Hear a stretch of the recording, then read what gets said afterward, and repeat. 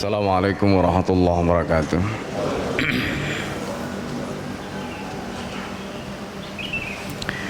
Bismillahirrahmanirrahim. Alhamdulillah wassalatu ala Rasulillah wa ala alihi wa ashabihi wa mawalah. La haula wa la quwwata illa billah. Rabbi shrah li sadri wa yassir li amri wa hlul 'uqdatam min lisani yafqahu qawli. Allahumma inna a'udzubika an adilla wa dhalla azilla wa zalla wa adlima wa dlama wa ajala yajla alaya. Bapak Ibu dan saudara sekalian yang dimuliakan oleh Allah, alhamdulillah pada pagi hari ini kita bisa melanjutkan kajian kitab Hayatus Sahabah. Kita akan lanjutkan pada halaman 265, yaitu tentang as-sadaqat, ya. Jadi kisah Abu Bakar dan Umar radhiyallahu anhuma fi dzalika, ya, terkait dengan sedekah di antara para sahabat. Sebelum kita mulai, mari kita baca surat Al-Fatihah untuk mu'alif, untuk guru-guru kita semua, dan untuk kita yang hadir di majelis ini. Semoga Allah Subhanahu wa taala senantiasa memberikan keberkahan ilmu kepada kita semua, memberikan kita as-sabat, keteguhan dan keistiqomahan, sehingga kita bisa tetap, ya, istiqomah sampai akhir hayat kita, istiqomah dalam ketaatan, istiqomah di dalam beribadah kepada Allah Subhanahu wa taala.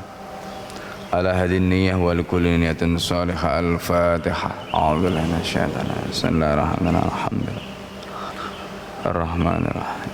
Iyyaka na'budu wa iyyaka nasta'in.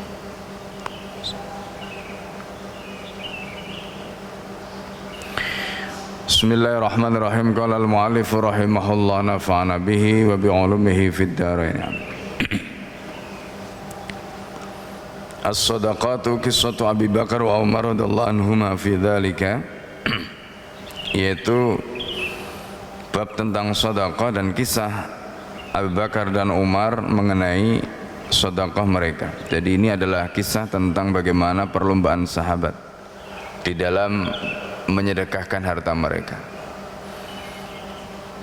Akhraja Abu Nu'aim fil Khilyah. Abu Nu'aim telah mengeluarkan riwayat di dalam kitabnya Khilyatul Auliya, juz yang pertama halaman 32. Anil Hasan Al-Basri, dari Hasan Al-Basri, anna Abu Bakrin As-Siddiq radhiyallahu anhu, bahwa Abu Bakar As-Siddiq radhiyallahu an atan Nabiya sallallahu alaihi wasallam, telah mendatangi Rasulullah sallallahu alaihi wasallam bi sadaqatihi, dengan membawa sedekahnya. Jadi Abu Bakar datang menghadap Rasulullah dengan membawa sedekah. Fa akhfaha, Abu Bakar itu sedekah banyak tapi disembunyikan. Jadi sedekahnya disembunyikan.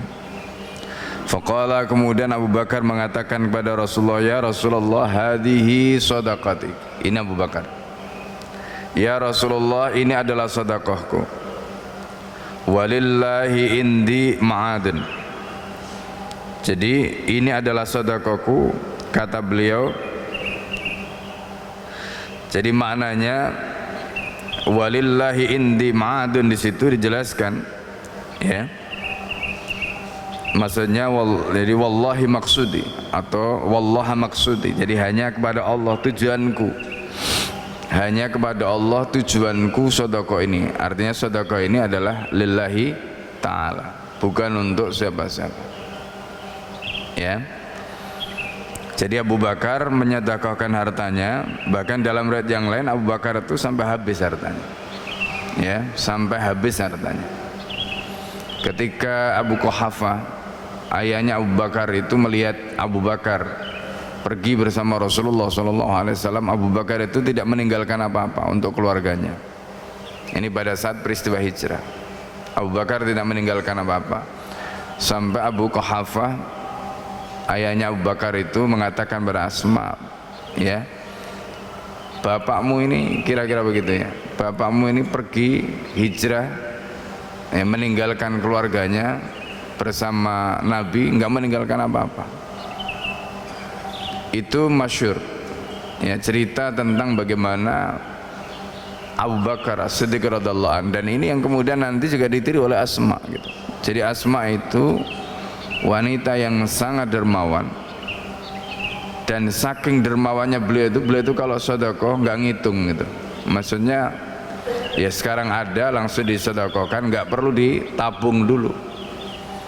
Kalau Sayyidah Aisyah radhiyallahu anha itu kalau sedekah dikumpulin dulu,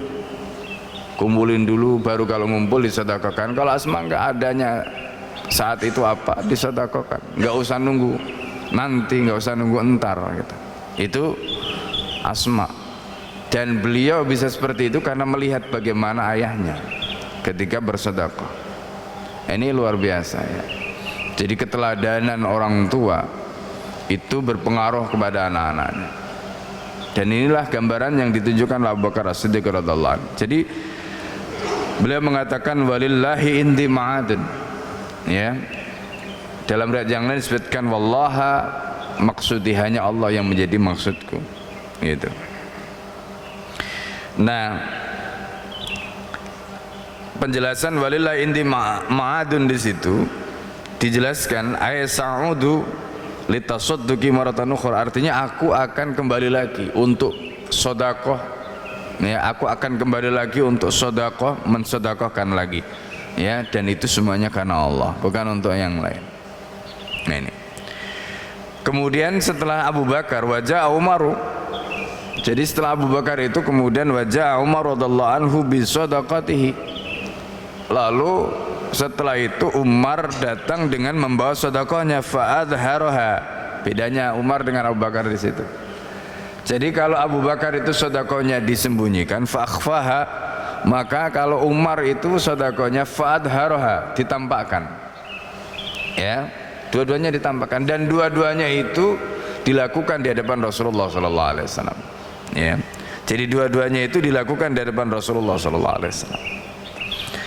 Jadi sedekahnya Abu Bakar yang ditampakkan tadi diketahui oleh Rasulullah, sedekahnya Umar yang ditampakkan, jadi sedekahnya Abu Bakar yang disembunyikan tadi itu diketahui oleh Rasulullah, sedekahnya Umar yang ditampakkan tadi itu juga diketahui oleh Rasulullah. Faqala, maka kemudian Umar mengatakan, ya Rasulullah, hadhi sedekati, ini adalah sedekahku, wali indallahi ma'adun, katanya. Jadi wali ya indallahi ma'adun, jadi semoga untukku di sisi Allah nanti ada iwat, ada penggantinya. Itu pengertian yang lain yang diungkapkan oleh Sayyidina Umar. Jadi kalau tadi Abu Bakar mengatakan walillahi indi ma'adun, ada kalimatnya agak berbeda sedikit.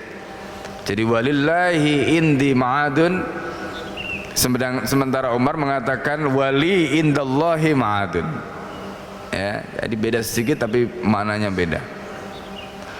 Jadi kalau Umar mengatakan wali indallahi ma'adun, dan semoga aku mendapatkan di sisi Allah pengganti, karena Allah mengatakan ya wa man anfaqtum min syai'in fa innallaha yukhlifuh, apa yang kamu infakkan itu pasti Allah akan ganti ya.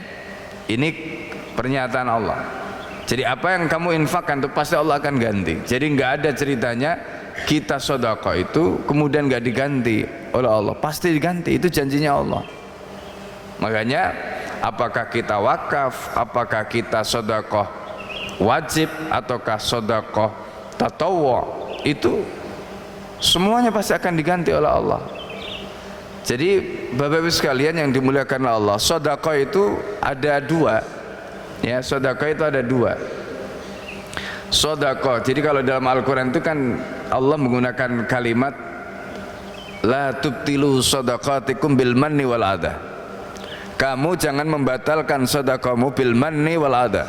Kata sedekah di sini ya, kamu jangan batalkan sedekahmu bil manni wal adha, entah itu dengan cara menyebut atau menyakiti orang yang disedekah, yang mendapatkan sedekah.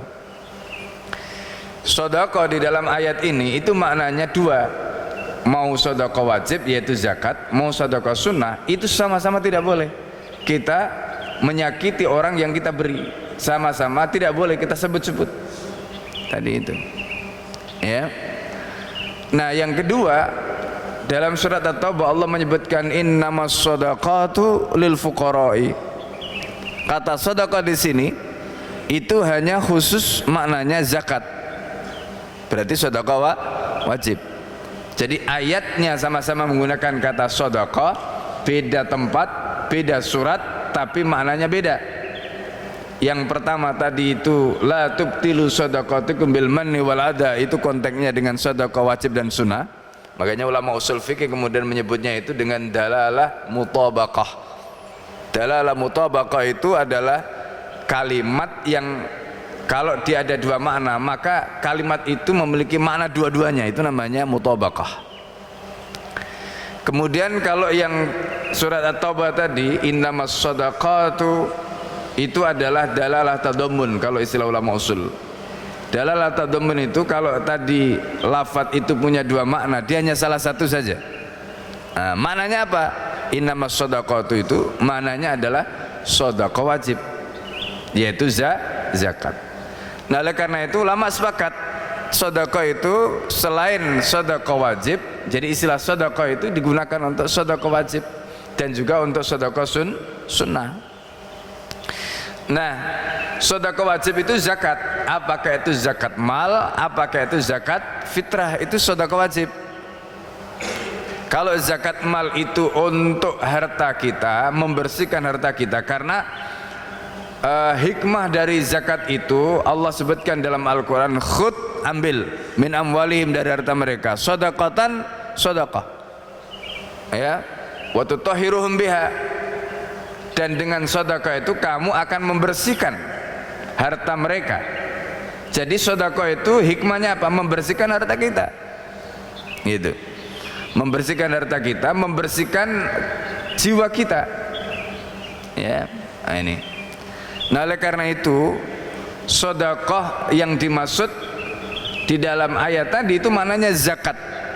Bisa zakat mal. Jadi kalau zakat mal tadi itu, makanya ayatnya perintahnya khud, menggunakan fi'il amar. Artinya apa? Jadi orang sedekah itu enggak usah nunggu kesadaran. Kalau dia enggak mengeluarkan sedekah, dipaksa dia. Nah, itu. Jadi kalau kadang-kadang orang itu kalau soal duit itu kan enggak sadar-sadar. Kalau nunggu sadar, enggak sadar-sadar. Makanya ayatnya mengatakan khud, pakai fi'il amar, menggunakan perintah, harus dipaksa. Nah, gitu. Ya kan, harus dipaksa. Nah, oleh karena itu, ya, pada zaman Sayyidina Umar ada istilah mani'uz zakah, orang yang menolak bayar zakat. Alasannya apa? Mereka dulu bayar zakat pada saat Nabi masih hidup, sekarang Nabi sudah enggak ada. Jadi kami dulu bayar zakat ini kepada Nabi, Nabi sudah enggak ada. Nah, itu. Makanya kemudian Abu Bakar, ya, perangi mereka. Ya, mereka yang disebut mani'uz zakah itu enggak mau membayar zakat. Karena perintah ayatnya itu mengatakan khud, fi'il amar. Ini. Jadi negara itu bisa menggunakan kekuatan, ya, kekuatan fisiknya itu untuk maksa. Nah, itu fungsi negara. Jadi nggak nunggu kesadaran. Ya, kalau nunggu kesadaran tadi nggak sadar-sadar. Nah, ini bisa berlaku, ya, bisa berlaku terkait dengan zakat yang wajib tadi, karena itu hukumnya wajib. Itu kan hukumnya wajib. Apakah itu zakat mal kaitannya dengan hartanya, ataukah itu terkait dengan zakat fitrah. Nah, bedanya zakat mal dengan zakat fitrah, kalau zakat mal itu terkait dengan harta yang dibersihkan, kalau zakat fitrah itu adalah jiwanya yang dibersihkan. Oleh karena itu, begitu orang itu baru lahir, ya, kemudian dia wajib dizakati, zakat fitrah, karena dia sudah dihukumi bernyawa. Itu, ya, karena dia sudah dihukumi bernyawa, karena itu maka dia wajib untuk dizakati, itu namanya zakat fitrah. Jadi zakat fitrah maupun zakat mal disebut sedekah wajib. Nah, yang kedua itu adalah sedekah tatawwu, sedekah sunnah. Sedekah sunnah itu nanti disebut juga, misalnya dalam hadis itu disebut sedekatin jariyatin. Nah, itu sedekah jariyah, wakaf itu. Jadi wakaf itu masuk dalam kategori sedekah sunnah, sedekah tatawwu. Ya, wakaf itu masuk sedekah tatawwu.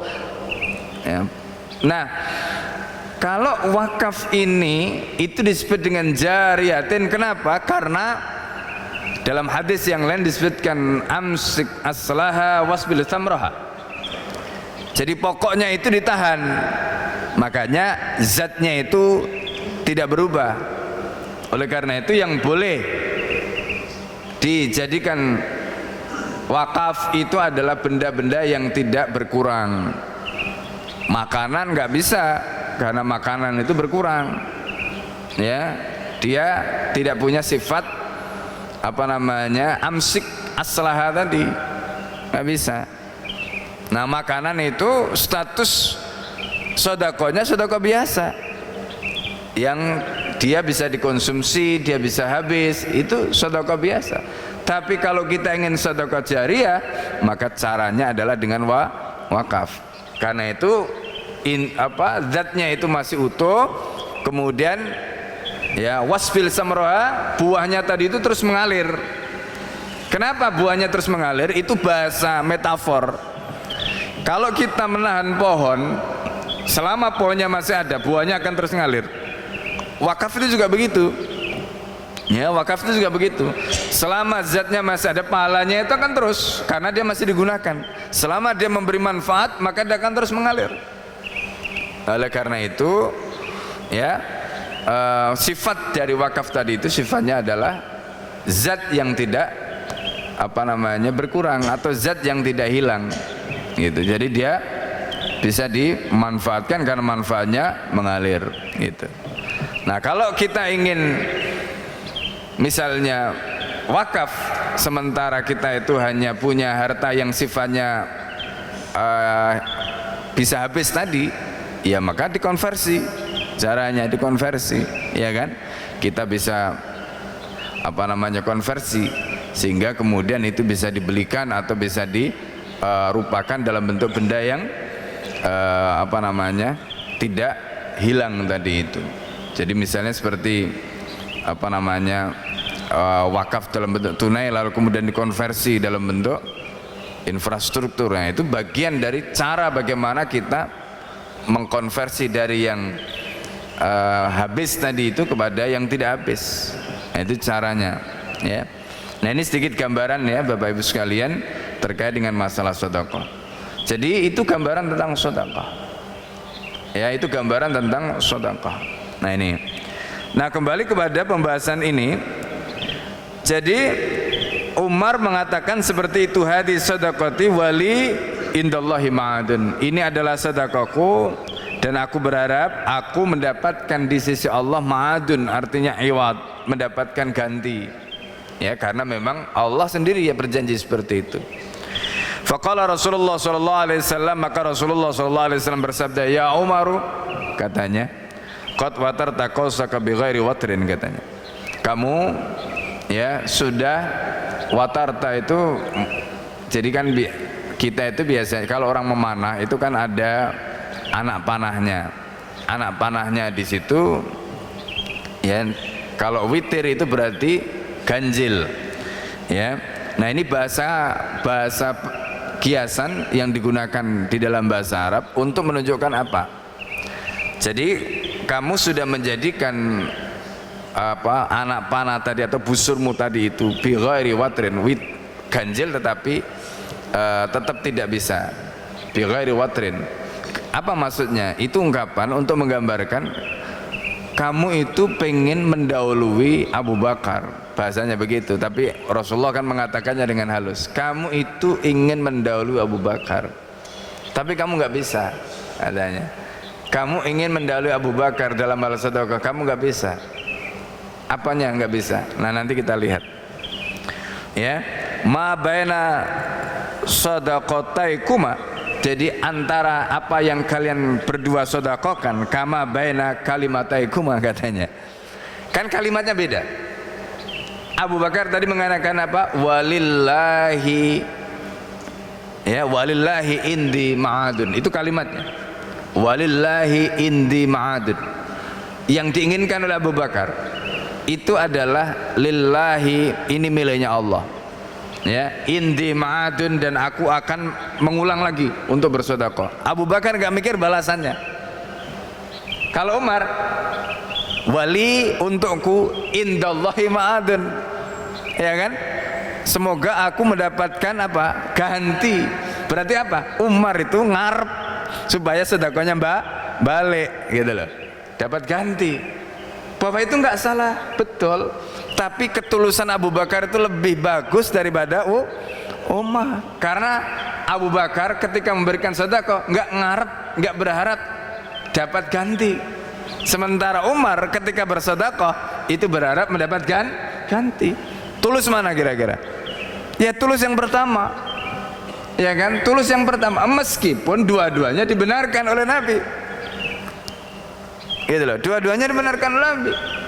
Yang kedua, yang pertama tadi Abu Bakar itu enggak menampakkan sesuatu yang tidak ditampakkan itu kan, jadi kalimatnya dengan perilakunya itu nyambung. Pertama Abu Bakar itu sedekahnya tidak ditampakkan. Berarti apa? Abu Bakar sengaja menyembunyikan. Yang kedua, kalimat yang diungkapkan Abu Bakar tadi, walillahi indi ma'adun, artinya Abu Bakar tidak berharap ada balasan yang diberikan oleh Allah. Pokoknya sudah Allah perintahkan begini, tak lakukan saja, nggak mikir gitu. Itu Abu Bakar. Subhanallah, itu menunjukkan konsistensi antara apa yang diucapkan dan isi hatinya Abu Bakar tadi. Nah ini. Sementara Umar tadi menampakkan sedekahnya, pada saat yang sama beliau masih berharap mendapatkan ganti dari apa yang sudah disedekahkan tadi. Makanya kata Rasulullah, kamu nggak akan bisa, jadi kamu tidak bisa mengalahkan Abu Bakar, sebagaimana kata beliau, sedekah kamu ya dan juga kata-kata kamu, ya kan? Sedekahnya dan juga kata-katanya sama, nggak bisa. Masya Allah, sampai seperti itu.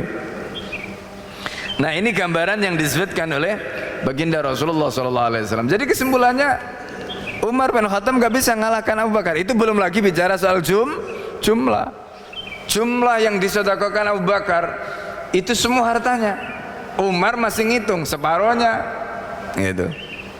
Jadi dari ketulusannya, dari segi caranya, dari segi jumlahnya sudah kalah. Nah itu makanya Bapak Ibu sekalian yang dimuliakan oleh Allah, ini penting ya, ini pelajaran penting bagi kita. Amal itu tidak cukup. Jadi misalnya gini, kita ini sama-sama sholat di masjid, sama-sama nih kita sholat di masjid, ya. Atau kita sama-sama wakaf, atau kita sama-sama mengajar, ya, sama, amalnya sama. Tetapi kenapa kemudian hasilnya berbeda? Ini pertanyaannya ya. Nah pelajaran riwayat ini di situ. Kenapa orang itu amalnya sama, tapi nilainya berbeda? Nah ternyata di situ ada banyak faktor yang menentukan. Apa yang menentukan amal tadi nilainya berbeda di mata Allah Subhanahu wa taala? Nah, perhatikan. Pertama, sifatnya. Ya kan? Ketika Abu Bakar beramal kemudian beliau peruntukkan itu semata-mata untuk Allah, sifatnya disembunyikan tadi itu, belum lagi banyaknya, maka tentu amalnya Abu Bakar yang sedekah tadi sama-sama ngasih kepada Nabi, sama-sama mengatakan hadis sedekati, sama-sama mengatakan begitu. Tapi kenapa nilainya Abu Bakar berbeda? Umar itu memberi, sama-sama mengatakan kepada Nabi hadis sedekati, ini sedekahku. Nilainya tidak bisa mengalahkan Abu Bakar As-Siddiq, karena di situ ada aspek yang terkait dengan ketulusan, aspek yang terkait dengan sifat amalnya tadi, termasuk juga jumlahnya. Nah, oleh karena itu para ulama kemudian menjelaskan ketika menjelaskan tafsir surat Al-Mulk itu, Tabarakalladzi biyadil mulku wa huwa ala kulli syai'in qadir, alladzi khalaqal mauta wal hayata liyabluwakum ayyukum ahsanu amala. Kenapa Allah menggunakan kata ahsanu amala? Untuk menentukan ukuran kualitas amal kita, untuk menentukan sejauh mana amal kita ini diterima oleh Allah Subhanahu wa taala. Allah tidak menggunakan kalimat ayyukum aksaru amala, Tapi Allah menggunakan kata ayyukum ahsanu amala. Dan kata ahsan itu dipakai oleh Allah melalui lisan Rasulullah SAW untuk semua perkara. Nah ini penting. Makanya kalau kita menjadi orang Islam itu mestinya terdepan. Karena Allah mengatakan kuntum khairu ummah, kalian adalah umat terbaik. Ya, mestinya kita ini terdepan. Kenapa? Rasulullah SAW mengatakan begini, innallaha katabal ihsan ala kulli syai'. Allah itu menetapkan ihsan kepada orang Islam ini ala kulli syai'in, terhadap semua perkara. Makanya kalau kita melakukan sesuatu itu harus sempurna, nggak boleh ngasal gitu. Nah ini yang kemudian nanti menentukan. Kita sholat kita juga sempurna, mulai dari gerakannya. Jadi pertama ya, niatnya, gerakannya, ya, sifatnya, itu kekhusyuannya, itu harus sempurna. Semakin sempurna ibadah kita, maka semakin apa? Nilainya di sisi Allah tadi itu berbeda satu dengan yang lain. Ini sama ibadahnya, sama sholatnya, makanya tadi sama wakafnya, sama sedekahnya, tapi kenapa kok berbeda nilainya? Karena di situ ada mulabisat, kalau dalam bahasa ulama tasawuf. Ada perkara-perkara yang menyelimuti amal tadi. Apa itu? Sifatnya, tujuannya, motivasinya, termasuk kuantitinya. Kuantiti belakangan, itu jumlahnya tadi itu belakangan. Ini masya Allah. Nah jadi Bapak Ibu dan saudara sekalian dimulakan Allah di situ. Ya, nilai amal kita, nilai amal kita.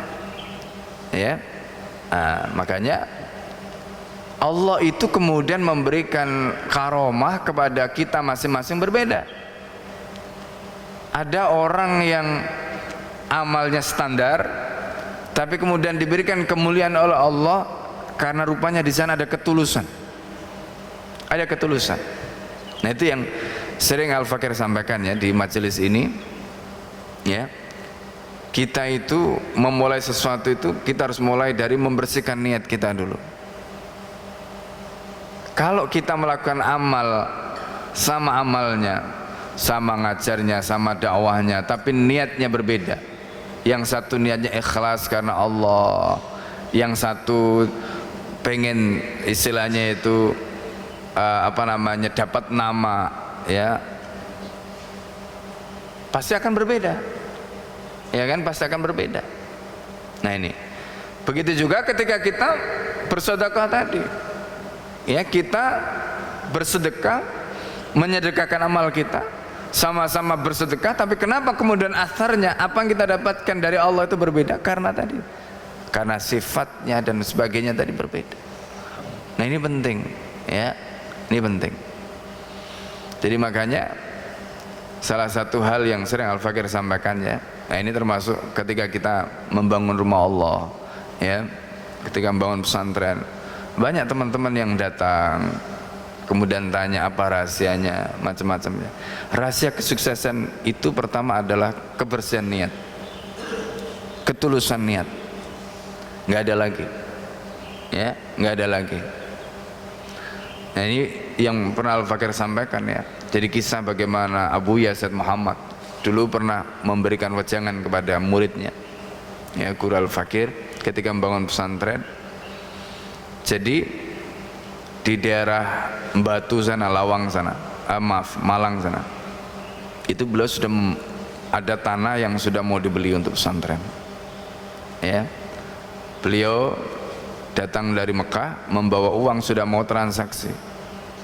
Kemudian kenapa memilih lahan di situ? Karena nanti berpikirnya ke depan itu supaya pesantren ini bisa eksis, pendanaannya macam-macam, adalah tempat untuk kebun apel, karena daerah Batu itu kan banyak apel situ.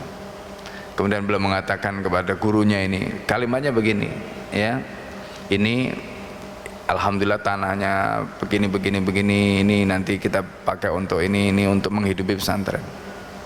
Kalimatnya begitu aja. Apa kemudian yang dibilang oleh Abu Yalala? Nahnu la na'tamid ala tufah, katanya. Kita tidak boleh bergantung kepada apel. na'tamid 'ala Allah. Kita hanya bergantung pada Allah Subhanahu wa taala. Masya Allah. Akhirnya apa? Karena salah ngomong kepada gurunya itu, gurunya langsung membatalkan transaksi. Sudah nggak jadi, kita batalkan. Batal nggak jadi.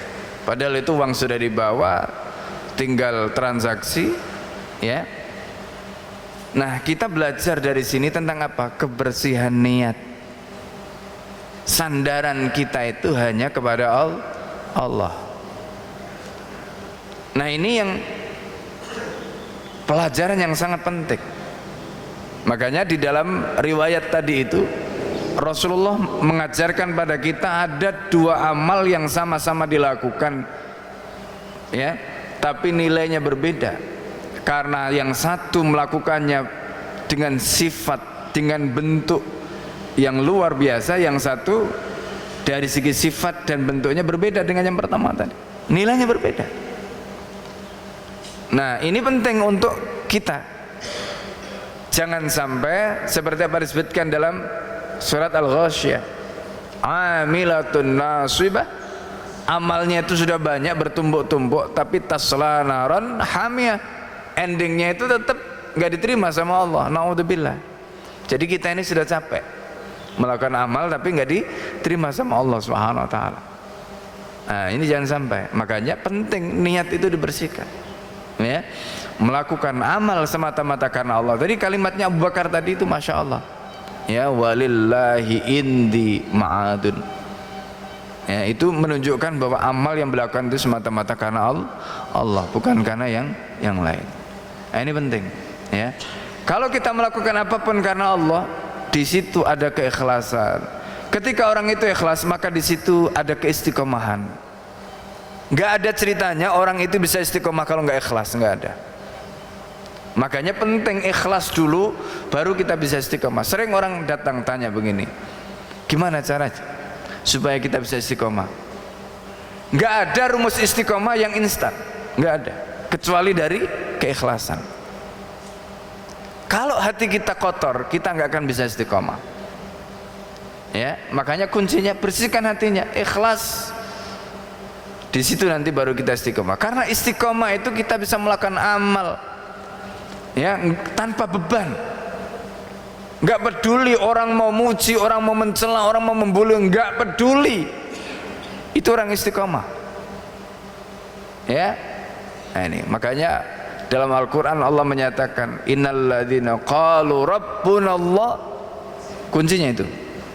Jadi mereka mengatakan rabbunallah, artinya amalnya itu karena Allah. Summastaqamu, kalimat rabbunallah itu dipakai untuk membangun summastaqamu, baru kemudian mereka bisa istiqomah. Tatanazzalu alaihimul malaika, nanti malaikat turun bantu mereka, menguatkan mereka, mengokohkan mereka. Sebagian ulama mengartikan itu nanti kalau sudah di alam barzakh. Sebagian yang lain mengatakan oh enggak, tatanazzalu alaihimul malaika itu sebelum mati. Karena mereka itu bisa istiqomah karena Allah yang mengistiqomahkan mereka. Kenapa Allah mengistiqomahkan mereka? Karena keikhlasan mereka. Jadi istiqomah itu bukan karena usaha kita semata-mata, tidak, tapi karena taufik yang Allah berikan kepada kita. Kenapa Allah memberikan taufik? Karena hati kita bersih. Nah, ini karena hati kita bersih, karena hati kita ikhlas. Nah, itu penting, ya. Ini penting. Nah, itu tadi pelajaran yang kita bisa ambil dari riwayat Abu Bakar dan Umar tadi. Nah, kemudian berikutnya adalah riwayat tentang ishtira'u Utsman radhiyallahu anhu bi'ra rumata wa ja'luha shadaqatan lil muslimin. Ini riwayat yang kedua, yaitu ishtira'u Utsman, Utsman membeli, Utsman radhiyallahu anhu membeli bi'ra rumah, sumur rumah. Sumur rumah ini sumur yang sampai saat ini masih ada, tempatnya ada di Madinah, ya. Kemudian waja'aluha, dan menjadikan sumur itu shadaqatan lil muslimin, untuk sedekah bagi orang Islam. Di situ disebutkan wa akhraja Ibnu Adiyin wa Ibnu Asyakir. Ibnu Adi telah mengeluarkan riwayat dan Ibnu Asyakir an Ibnu Umar radhiyallahu anhuma, dari Ibnu Umar radhiyallahu anhu qala qala Rasulullah sallallahu alaihi wasallam, Rasulullah sallallahu alaihi wasallam bersabda, man yashtari lana bi'ra rumata, siapa yang membeli untuk kami sumur rumah. Ya. Jadi sumur rumah ini itu, jadi kalau kita lihat di sini ya, di dalam sarannya disebutkan ardun bil Madinah, ya, bainal Jaraf wa Zaghabah. Jadi tempatnya itu antara Jaraf dan Zaghabah, tanah, sebidang tanah di Madinah. Nazal musyrikun amal khandaq, orang-orang musyrik ya menjadikan tempat itu ya sebagai tempat pada saat perang Khandaq. Wa fiha bi'ru Roma, di situ ada sumur rumah. Ya. Kemudian mu'alif kitab ini mengatakan la zalat bi'ru Roma ma'rufah. Jadi sumur rumah itu sampai hari ini sangat terkenal. Al-Fakir tahun 2007 waktu haji yang pertama pernah ke lokasi ya, sampai sekarang masih ada. Jadi apa namanya, ke tempat itu ya, ke tempat itu melihat langsung ya ke tempat itu. Nah, itu bi'ru rumah ya.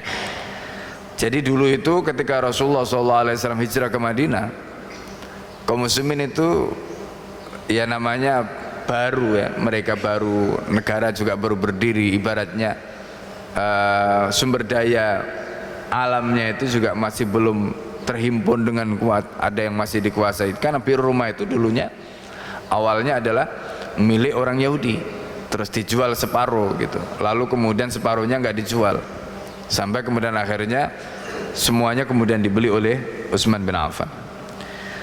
Maka kemudian di situ disebutkan oleh Nabi, man yashtari lana bi'ra rumah, siapa yang sanggup untuk membeli sumur rumah ini untuk kita, fayaj'alaha shadaqatan lil muslimin, kemudian menjadikan itu sebagai sedekah lil muslimin.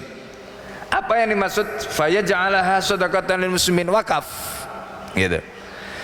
Dan menjadikan itu sebagai sedekah, menjadi sedekah untuk seluruh kaum muslimin. Berarti apa? Wakaf. Jadi dia membeli itu untuk diwakafkan kepada kaum muslimin. Ini. Maka apa? Saqallahu yaumal qiyamati minal atash. Kata Rasulullah, Allah akan berikan minum kepada orang itu, orang yang membeli sumur rumah tadi itu, pada hari kiamat minal atas, dari dahaga. Jadi dia pada hari kiamat nanti tidak akan merasakan kehausan sama sekali. Masya Allah ya, bayangkan kita kemarin umrah Muharram itu suhunya 43 derajat Pak. Di Mesir anak Al-Fakir cerita itu 50 derajat suhunya di Mesir ya. Jadi ini memang panasnya ekstrim memang. Di Indonesia sendiri kan kemarau kan sekarang, bahkan di Bogor konon sudah banyak sumur-sumur yang airnya udah kering ya, kemarau. Nah itu musim haji kemarin lebih panas lagi Pak. Nah ya, musim haji itu lebih panas lagi, Masya Allah. Jadi setelah haji itu biasanya agak turun dikit, tapi itu masih tetap 43 ya. Jadi kalau kita dari hotel ke Masjid Nabawi padahal dekat itu harus pakai apa namanya, pakai penutup kepala, kalau enggak itu rasanya teng kepala ya, rasanya Masya Allah. Nah itu, jadi makanya begitu pulang mungkin karena suhunya begitu ya, agak keliengan masih. Nah itu padahal masih 43. Coba bayangkan nanti itu di padang mahsyar, jarak matahari dengan kepala kita itu sangat pendek sekali. Itu bukan 43 derajat lagi Pak, bukan 43 derajat lagi, nggak tahu berapa derajat itu. Yang bisa menyelamatkan amal kita, yang bisa menyelamatkan kita pada waktu itu adalah amal kita. Nah Utsman itu paham betul, Sayyidina Utsman ini paham betul nanti di padang mahsyar itu kondisinya begitu, nggak ada yang punya hak istimewa. Makanya kan Rasulullah itu dalam riwayat yang lain kan menyebutkan yauma la dilla illa dilluh, ya kan? Nanti di padang mahsyar itu hari di mana tidak ada satu orang pun mendapatkan naungan kecuali naungannya Allah. Jadi kalau kita dapat termasuk orang yang dapat naungannya Allah itu beruntung. Masalahnya apakah kita termasuk apa tidak? Nah ini. Nah di situ disebutkan al-imamul adil, imam yang adil dapat naungannya Allah, termasuk al-mutahabina lillah, orang yang saling mencintai karena Allah. Ya kan? Ini termasuk. Nah, Utsman bin Affan membayangkan situasi begitu, maka kemudian ketika mendengar Rasulullah sallallahu alaihi wasallam mengatakan begitu, "Mayyashtari lana bi'ra rumah fayaj'alaha lil musadaqatan lil muslimin saqallahu yaumil qiyamah minal atash." Kata Rasulullah, siapa yang sanggup membeli sumur rumah untuk kita dan menyedekahkan, menjadikan itu wakaf menjadi milik kaum muslimin, untuk kaum muslimin, maka Allah akan berikan minum kepadanya pada hari kiamat sehingga membuat dia enggak pernah haus. Ini yang dikejar oleh Utsman bin Affan. Yang ngomong Nabi, yang menyampaikan itu Rasulullah. Ya, itu ibaratnya SK kan gitu ya. Itu yang ngomong Rasulullah. Nah, ini Masya Allah. Maka apa yang terjadi? Fashtaraha Utsmanu ibn Affan, maka Utsman kemudian membeli sumur rumah itu radhiyallahu anhu, semoga Allah meridai beliau. Faja'alaha shadaqatan lil muslimin, kemudian beliau menjadikan itu sebagai sedekah, menjadi wakaf untuk kaum muslimin. Dan sampai sekarang sumurnya masih ada, meskipun sekarang nggak dipakai lagi, tapi janjinya Nabi, busyronya Nabi, ya, kabar gembira dari Rasulullah itu nggak putus, Pak. Ini Masya Allah ya. Makanya coba bayangkan ya, kalau kemarin misalnya kita di sini juga sempat mengalami masalah air ya, kemudian jamaah wakaf air untuk wudhu, wakaf air untuk apa namanya masjid, itu Masya Allah ya. Jadi ini gambaran yang ditunjukkan oleh Rasulullah SAW. Begitu para sahabat dulu, mereka berlomba gitu, karena mereka tahu di balik itu Masya Allah nilainya luar biasa. Ini ya, nilainya luar biasa. Ini makanya di dalam riwayat yang lain bahkan dikecam kalau orang itu punya fadlul ma', kelebihan air, terus ada orang butuh minum gak dikasih, ya, itu dosanya Masya Allah ya, dosanya Masya Allah. Dan kita juga mendapatkan riwayat yang lain bagaimana seorang apa namanya pelacur, gara-gara dia ngasih minum anjing dengan apa namanya air sumur yang diambilkan, itu kemudian bisa menyelamatkan dia. Ini semuanya adalah terkait dengan balasan-balasan yang Allah Subhanahu wa taala berikan, ya. Kemudian hadis At-Tabrani. Hadis At-Tabrani wa Ibnu Asakir fi dzalika, ini hadis yang terkait dengan bi'ru rumah tadi itu, tapi riwayat Tabrani. Kalau tadi adalah riwayat Ibnu Asakir. Nah, di sini disebutkan wa inda Tabrani wa Ibnu Asakir an Bashir al-Aslami. Dalam riwayat At-Tabrani dan Ibnu Asakir dari Bashir al-Aslami radhiyallahu anhu, semoga Allah meridai beliau ya. Qala lamma qadimal muhajirun al-Madinata, ketika orang-orang muhajirin tiba di Madinah, istangkarul ma'a, ya. Jadi mereka itu orang-orang muhajirin ketika mereka tiba di Madinah, mereka membutuhkan air, ya, mereka membutuhkan air. Wa kanat li rajulin min bani Ghifar ainun yuqalu laha rumah. Kemudian seorang laki-laki dari Bani Ghifar memiliki mata air yang disebut dengan rumah. Wa kana yabi'u minal kirbata bimuddin. Ya, kemudian kalau ada orang itu ingin membeli kirbah itu adalah tempat air yang zaman dulu itu dibuat dari kulit. Jadi kalau Bapak Ibu pernah ke museum dua tanah suci, itu ada contohnya kirbah. Ya, kalau sekarang misalnya Bapak Ibu ke museum Al-Amudi di Mekah, ya, itu juga ada contohnya kirbah. Kirbah itu hewan ya yang sudah mati, kemudian di apa namanya bersihkan, ya, kulitnya tadi itu masih utuh. Jadi kemudian dijahit, bagian belakangnya itu, ekornya itu diikat, ya, depannya itu, lehernya itu dibuka. Nah, itu yang nanti jadi semacam apa namanya, kalau kita minum itu kan ada pembuka tutup dan sebagainya itu kan, kalau botol ya kan, dulu zaman dulu belum ada produksi botol, ya, termas belum ada. Dulu pakainya kirbah namanya. Nah, kirbah itu seperti itu. Jadi mereka itu kalau membeli satu kirbah tadi itu bayarnya 1 mut, ya, takarannya 1 mut, ya 1 mut itu jamaah pernah kan ya lihat Syekh Husain, ya, 1 mutnya Madinah itu, ya, itu yang dulu Syekh apa namanya Husain apa namanya jual ke para jamaah itu, ya. Nah, itu 1 mutnya Madinah, ya, itu Nah, mereka itu membeli satu kirba air tadi itu dengan membayar satu mud. Faqala lahu Rasulullah sallallahu alaihi wasallam, kemudian Rasulullah sallallahu alaihi wasallam bersabda kepadanya, bi'niha bi'ainin fil jannah. Ya, orang tadi itu dibilang oleh Nabi bi'niha, maksudnya bi itu jual, apa maaf, bi itu artinya di sini konteksnya beli, bi'niha bi'ainin fil jannah. Ya, kamu beli ya sumur itu atau sumber itu untukku bi'ainin dengan imbalan mata air fil jannah di surga. Ini. Faqala, kemudian Utsman mengatakan, orang itu mengatakan, ya Rasulullah, wahai Rasulullah, laisa li wala li iyali ghairuha. Aku dan juga untuk keluargaku tidak ada yang lain kecuali itu, wala astati'u, dan aku tidak mampu. Jadi orang itu ketika Nabi perintahkan begitu nggak mampu karena beliau mengutamakan keluarganya karena nggak ada yang dimakan oleh keluarganya kecuali satu mud itu. Fabalagha dzalika Utsman, berita itu sampai ke telinga Sayyidina Utsman radhiyallahu anhu, fashtaraha, Utsman kemudian membeli sumur rumah tadi itu bi khamsin wa salasin alfa dirham, dengan berapa? Dengan 30, jadi di situ disebutkan 35.000 dirham. 35.000 dirham itu yang dibeli oleh Utsman. Sumatan Nabi, kemudian beliau mendatangi Rasulullah.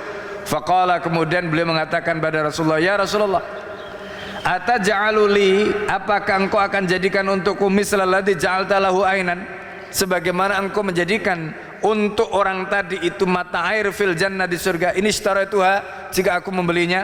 Qala na'am, kata Nabi, ya.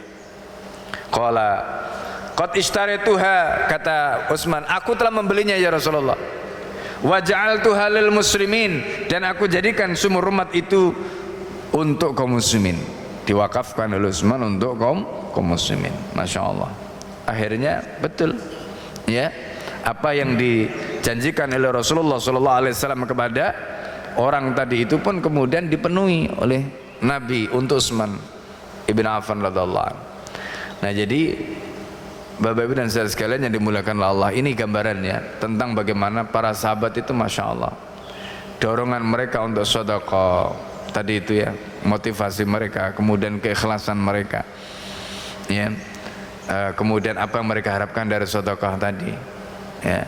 Nah, kemudian bagaimana mereka berlomba-lomba bersedekah ya.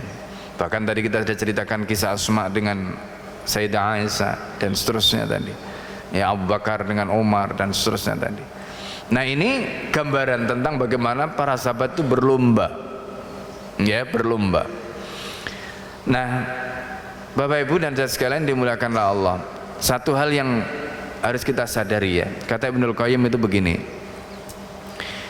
kalau orang itu sadar hidup, jadi kita ini kan ibaratnya melalui 3 fase Pak, melalui 3 fase. Fase pertama itu ketika kita itu belum lahir tapi nama kita sudah dicatat di Lauhul Mahfuz, itu fase pertama, dan fase itu panjang ya, karena nama kita sudah dicatat di Lauhul Mahfuz itu udah dari dulu ya, sejak zaman azali, sampai kemudian akhirnya kita ini lahir dari rahim kedua orang tua kita, sampai kemudian akhirnya kita hidup di dunia ini, itu fase kedua. Kata Nabi, a'maru ummati baina sittin wa sab'in, umurnya umatku itu antara 60 sampai 70 tahun. Itu fase kedua. Fase ketiga adalah setelah kita mati, lalu kemudian kita menunggu di alam barzah, menunggu di alam kubur itu entah berapa ribu tahun, kita nggak tahu. Jadi kesimpulannya, hidup kita yang ada di dunia itu, meskipun ada yang diberi umur 100 tahun seperti Asma, atau 100 tahun seperti Anas ya, bin Malik, atau mungkin lebih, pada dasarnya kita ini sebentar ya, pada dasarnya kita ini sebentar, dibanding dengan apa? 2 fase sebelum dan setelahnya, yaitu fase sebelum kita lahir dan fase setelah kematian kita. Tetapi hidup yang sebentar ini menentukan masa depan kita. Ini kata Ibnu Qayyim. Kalau orang itu paham seperti itu, maka dia tidak akan menyia-nyiakan kesempatan yang pendek ini. Ya. Jadi kalau dia sadar itu, dia tidak akan menyia-nyiakan waktu yang singkat ini. Dia nggak akan sempat di waktu yang singkat ini untuk leha-leha, untuk santai. Kenapa santainya di hari ini, nanti dampaknya setelah mati itu panjang. Itu yang disadari oleh para sahabat. Itu yang disadari oleh para sahabat. Nah, ini penjelasan yang luar biasa yang sampai dengan Ibnu Qayyim al-Jauziyah. Nah, oleh karena itu, Bapak Ibu yang dimuliakan oleh Allah, kita mumpung masih diberi kesempatan. Setiap hari kita mendengar ada berita kematian. Ya. Saudara-saudara kita ada yang dipanggil duluan, ya mungkin diantara kita yang sudah ada 50, ya Fakir ini nggak terasa sudah 53 tahun. Ya. Kalau Allah takdirkan 63, berarti tinggal 10 tahun lagi.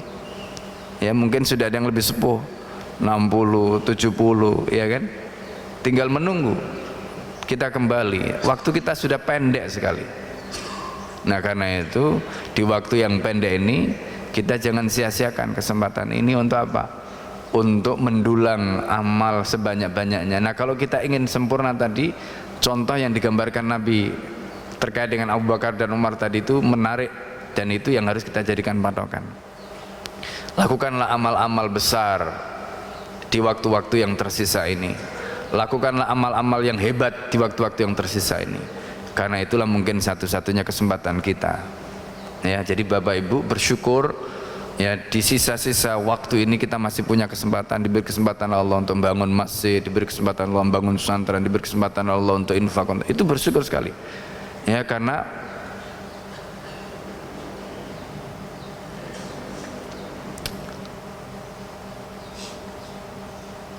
tidak semua orang. Ya. Jadi tidak semua orang punya kesempatan. Itu. Ya. Jadi kita ini, masya Allah, ya masih diberi waktu oleh Allah. Nah, mari kita manfaatkan ini sebanyak-banyaknya, sebaik-baiknya, ya, untuk mendulang nanti yang akan kita dapatkan setelah kematian kita. Mungkin itu yang bisa Al-Fakir sampaikan, Bapak Ibu dan saya sekalian yang dimuliakan oleh Allah. Ya, semoga kajian pada pagi hari ini ya menjadi modal kita semua, ya menjadi bekal kita semua. Ya, bagi Al-Fakir semoga ini menjadi ilmu yang bermanfaat dan akan terus mengalir ya kebaikannya sampai hari akhir. Mungkin sampai di sini, tapi kalau ada yang ingin bertanya atau menyampaikan sesuatu silakan. Sebelum kita tutup, kalau tidak ada, kita cukupkan sampai di sini. Ya, kita tutup dengan doa kafaratul majlis. Subhanakallahumma. Assalamualaikum warahmatullahi wabarakatuh.